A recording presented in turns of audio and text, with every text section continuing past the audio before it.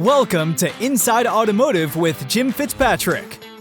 Hey everyone, Jim Fitzpatrick. Thanks so much for joining me on another edition of Inside Automotive right here at cbtnews.com.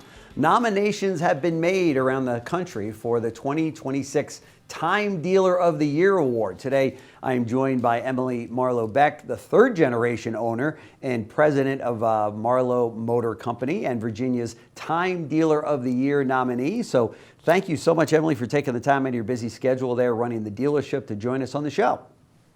Hey, thanks for having me. I appreciate it. Sure. Congratulations on being nominated Time Dealer of the Year from the great state of Virginia. And we're so happy to have you on the show. And I'll be pulling for you, that's for sure. So before we jump into that, talk to us a little bit about your business today. How are things going?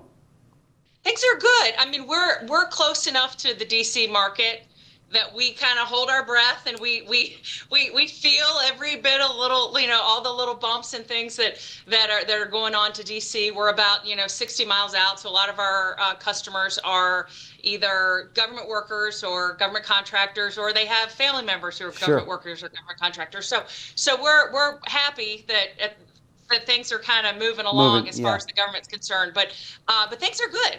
Things are really good. That's good. Did the stoppage have much of an impact in your business in the last 40 days?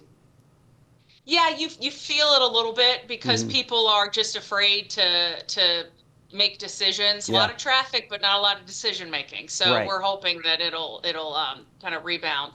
And then there's those businesses that support those employees that are affected. And that's what we feel. We feel a lot of people, the government contractor part, where we've got the people who are driving into DC every day. Right. A lot of those folks are out where we are. Yeah, for sure. Inventory levels okay and. Yeah, everything it's good. Have you felt a stop in terms of EV sales after the tax incentive went away, or?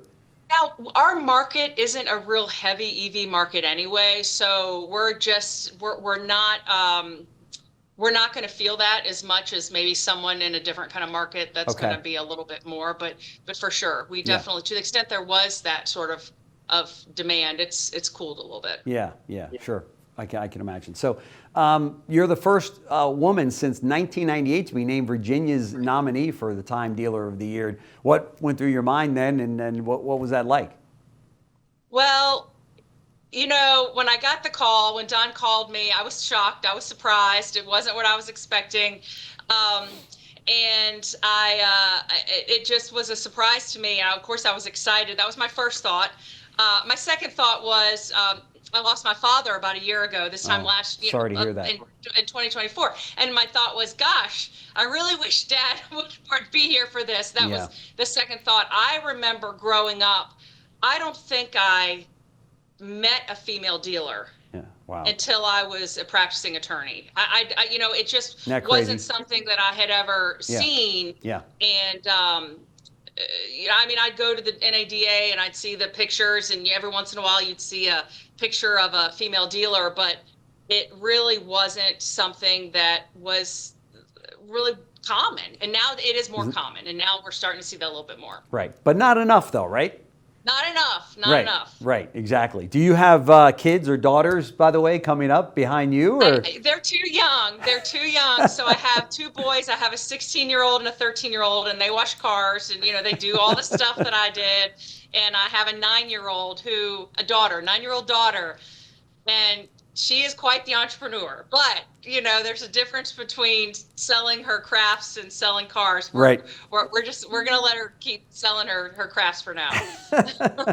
Now you've seen, and your family has seen, a lot of changes. You guys started 75 years ago, right? I mean, that's how long your company has been around. That is an incredible feat today, right? I mean, with all of the consolidation and every dealership being for sale or gobbled up or what have you, 75 years is just incredible. It is. It's a blessing in that we've seen a lot. We've been through a lot. There isn't much there's new stuff all the time, but you have a lot of confidence in your roots and your just kind of what has gotten you to this point thus far. Yeah. And that's not something that everyone has. That's right. No question about it. In terms of the, you're an attorney as well as a dealer. And you've seen here now in the last year or so where manufacturers have, their associations have sent out letters and said, hey, we're not so sure, the franchise system is the best way to go for our customers, and maybe we should be able to sell directly to consumers. And man, that must just really irk you when you hear things like that, right? Again, being here for almost 80 years, you hear there's a lot of different variations of there's a better way to do it. And fundamentally, we just continue to do what we do, and we do it well. And I'm not talking about my store. I'm talking about all dealers. We just keep taking care of the customer, and we do it very well. And then we lean on our state associations like VADA and just what they're able to do and how they're able to tell our story. And that's just so it's important. It's serious. We need to get engaged.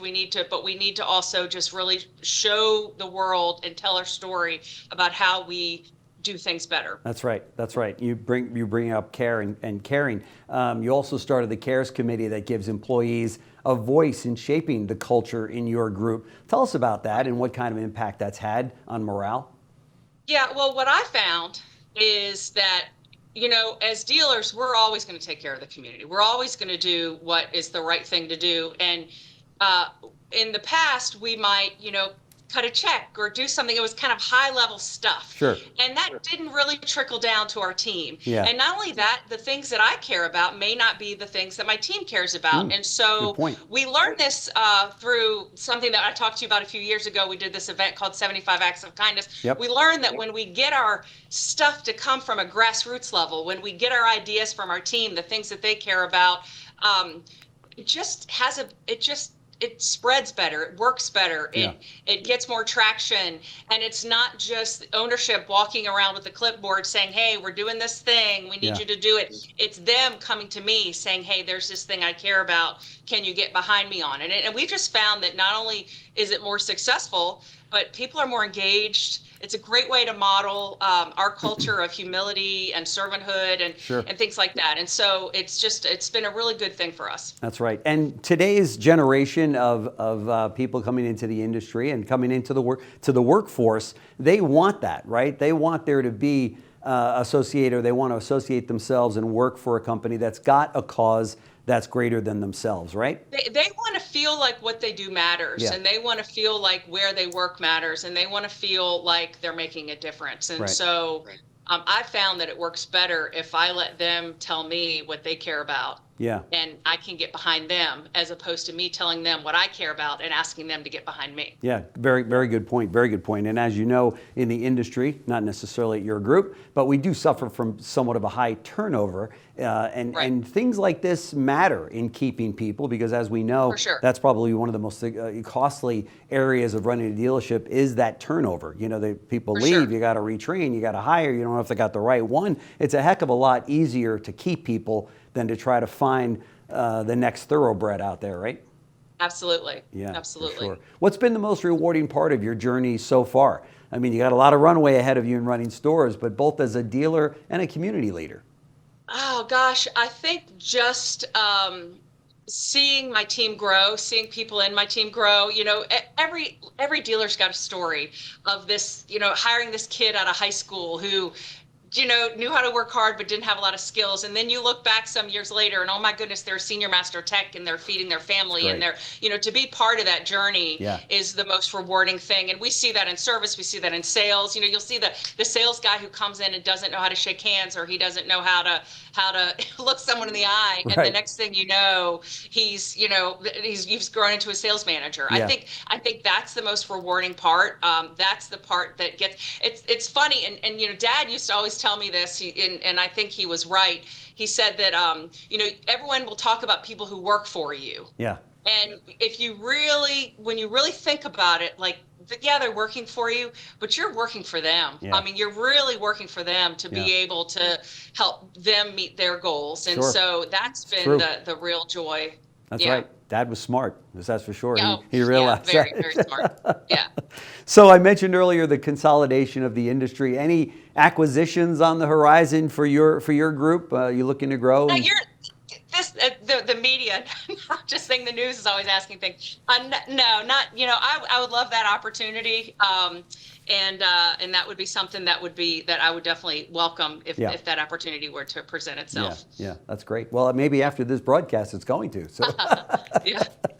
Emily Marlow Beck, president of Marlow Auto Group. Thank you so much for joining us on the show today. Again, congratulations on being nominated for the Time Dealer of the Year 2026. We will see you out at NADA, which is, I think, just less than 90 days away, right? That's crazy. It's not that far. I better book our flights. I've got my route, everything else booked, but I got to get my flight. And for some reason, the flights are very expensive this year to Vegas. What is the deal with that? Is everybody going to Vegas for something? Supply and demand. I don't know. Maybe that's where everyone wants to go. That's right. So. But worth every single nickel. For dealers that are watching, if you haven't booked your flight, book it. It's going to be an amazing show out at Las Vegas. And not everybody could make it last year because of the snow and the weather and what have you, but I think it's going to be just an amazing show. They've sold out all the exhibits. They got great speakers lined up. I know the OEMs will be there with their dealer meetings and such, so you got to go. Emily, thank you so much. Really, really enjoyed this. Thank you. Yeah, best of luck to you in the future, and we'll see you out at NADA. All right, I appreciate it. Thank you. Take care. Thanks for watching Inside Automotive with Jim Fitzpatrick.